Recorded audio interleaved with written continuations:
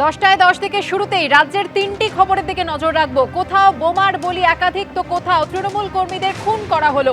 শুরুতেই আপনাদের দেখাবো মুর্শিদাবাদের ছবি, যেখানে সাগরপাড়ায় বোমা বাঁধতে গিয়ে বিস্ফোরণ, মৃত্যু হলো 3 জনের, এমনটাই অভিযোগ করছেন স্থানীয়রা। কিন্তু নিহতদের পরিবার অভিযোগ তুলছে যে বাইরে থেকে বোমা মেরে খুন করা হয়েছে তাদের। বিস্ফোরণের তীব্রতা এতটাই ছিল যে পাকা বাড়ির ছাদ উড়ে গিয়েছে।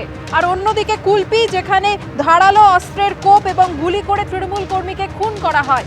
অন্যদিকে সমবায় নির্বাচনকে কেন্দ্র করে, যেখানে আপনারা জানেন নন্দীগ্রামে একেবারে তুলকালাম কাণ্ড, তৃণমূল কর্মীকে গতকাল রাতে বাড়িতে ঢুকে কুপিয়ে খুন করা হয় এবং হামলার অভিযোগ উঠেছে বিজেপির বিরুদ্ধে। এই 3 খবরের দিকেই আমরা নজর রাখবো। তবে শুরুতেই মুর্শিদাবাদ, যেখানে মুর্শিদাবাদে বোমার বলি 3 জন। স্থানীয় মানুষ তারা অভিযোগ তুলছেন যে বোমা বাঁধতে গিয়ে বিস্ফোরণের ঘটনা ঘটেছে। আমাদের প্রতিনিধি রাজীব চৌধুরী রয়েছেন আমাদের সঙ্গে সরাসরি। রাজীব, কি হয়েছে, কি অভিযোগ?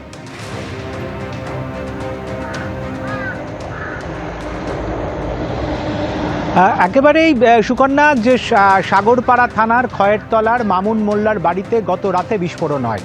এই বিস্ফোরণে মামুন মোল্লা সহ 3 জনের মৃত্যু হয়েছে। প্রাথমিকভাবে তদন্তে পুলিশের যেটা মনে হয়েছে, ওই বাড়িতে বোমা মজুত করা ছিল এবং এই বিস্ফোরণ কিভাবে হলো সেটাই এখন সবচেয়ে বড় প্রশ্ন। পুলিশ ইতিমধ্যে বোম স্কোয়াডকে খবর দিয়েছে এবং সে বোম স্কোয়াড আসার পরেই গোটা বিষয়টি স্পষ্ট হবে যে বোমা বাঁধার সময় এই দুর্ঘটনা ঘটেছে, না বোমা সরিয়ে নিয়ে যাওয়ার সময় এই বিস্ফোরণ হয়েছে, সেটাই এখন পুলিশের কাছে সবচেয়ে বড় প্রশ্ন।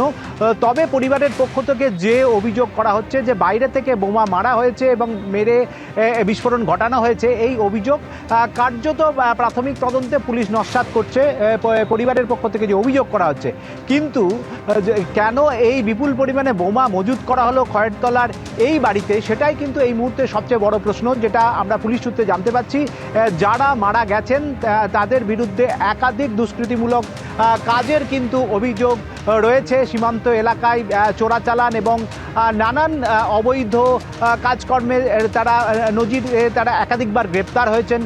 এর মৃতদের মধ্যে একজন সম্প্রতি সুপ্রিম কোর্ট থেকে তিনি একেবারে জামিন নিয়ে এসে এলাকায় আসেন। যেটা স্থানীয় সূত্রে জানা যাচ্ছে, আরেকটি দুষ্কৃতী গোষ্ঠীর সঙ্গে তাদের দীর্ঘদিনের একটা লড়াই ছিল এবং সেই লড়াই নিয়েই কিন্তু কয়েকদিন ধরে এলাকায় উত্তেজনা ছিল। সেই উত্তেজনার পরিপ্রেক্ষিতেই এই বোমা মজুত করা হচ্ছিল বা বোমা বাঁধা হচ্ছিল, তার প্রস্তুতি চলছিল কিনা, সেটাই এই মুহূর্তে পুলিশের কাছে সবচেয়ে বড় প্রশ্ন। ইতিমধ্যে গোটা এলাকা পুলিশ ঘিরে রেখেছে এবং বোম স্কোয়াডকে খবর দেওয়া হয়েছে। বিস্ফোরণের যে তীব্রতা এবং কিভাবে এই বিস্ফোরণটা ঘটেছে সেটা জানার জন্য। সুকন্যা, একেবারেই ধন্যবাদ রাজীব তোমাকে।